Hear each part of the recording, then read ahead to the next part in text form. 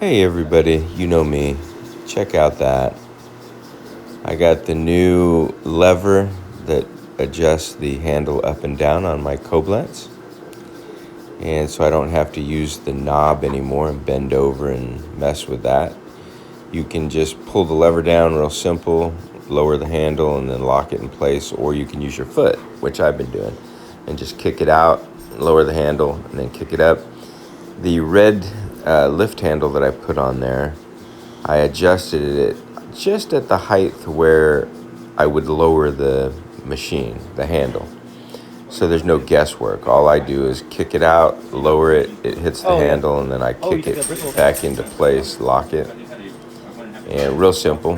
The red handle is just to help lift it. Sometimes if I'm gonna go up a staircase that's awkward and these little wheels don't fit quite well, I'll just stand beside the machine, grab that, walk it upstairs, no problem. You can get those on Amazon if you search BACK, B-A-C-K, easy handle. They're $9 a piece. They do come in red, yellow, and blue.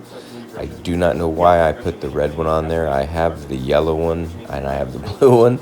I ordered all three, but the red one I ordered for my Auric, and the yellow one I ordered for this one. But I was so busy making the modification to the handle, the little lever, that I grabbed the wrong one, and I didn't even notice until I did this video.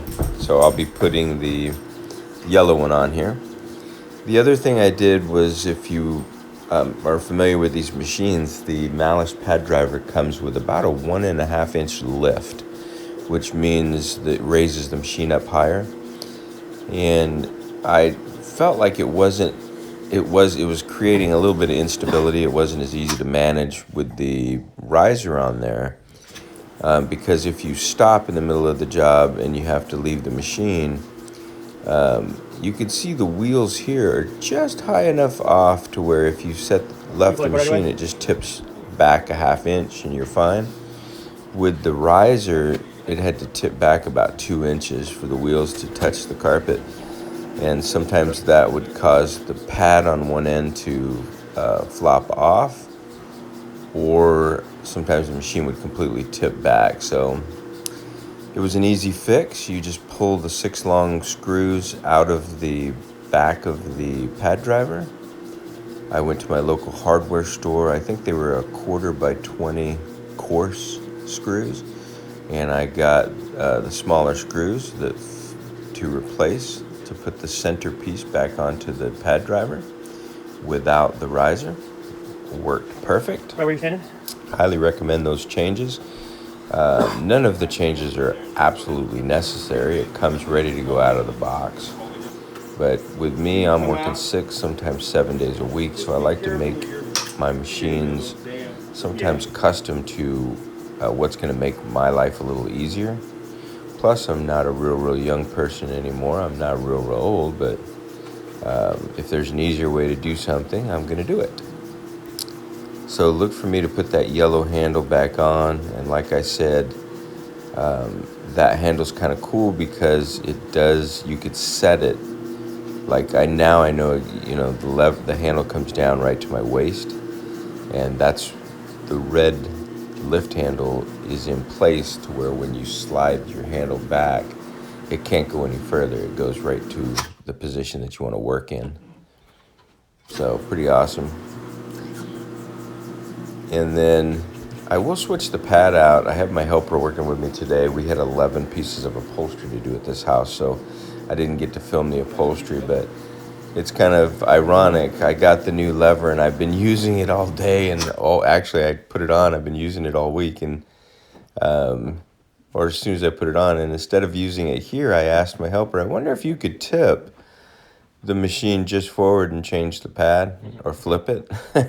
And you can see you can, but definitely it's not worth doing that. It's easier just to kick the lever out, move the handle up, lock it down, and then remove the pad. So anyway, and I did speed this up a little bit.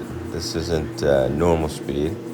I didn't want the video to take too long, and I did have a staircase to do, which I put in yesterday's video, excuse me, somebody had asked how I use the Auric Orbiter or how I do the stairs, and so I wanted to separate that video so that it would be available so you could see how to do the stairs.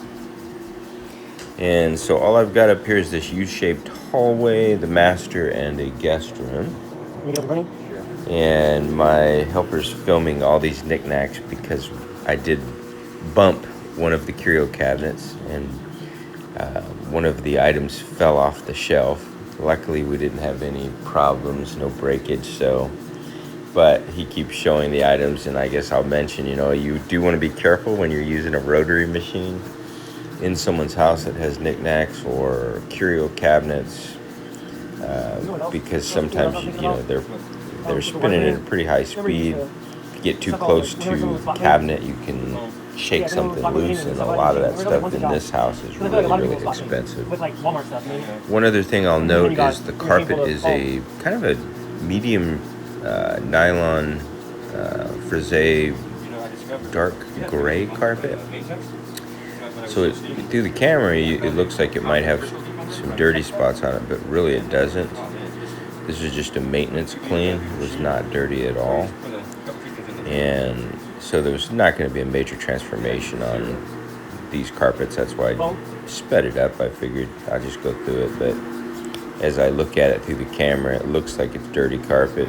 But trust me, it's not dirt. It's just the camera and the undertones of the carpet playing tricks on your eyes. So stay tuned. I'll catch up with you a little further along in this video.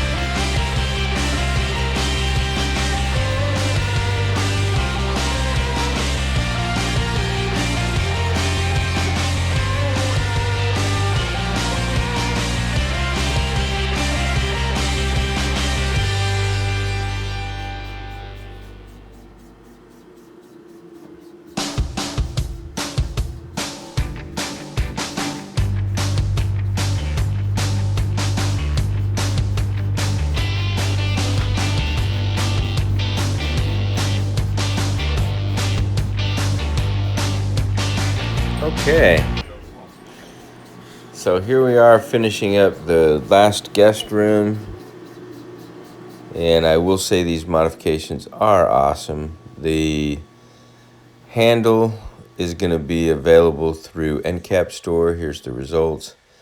I think he's going to see if the manufacturer can just offer it with the handle. So either way, the machine is fine. Some people like the knob. I like the kick-out lever.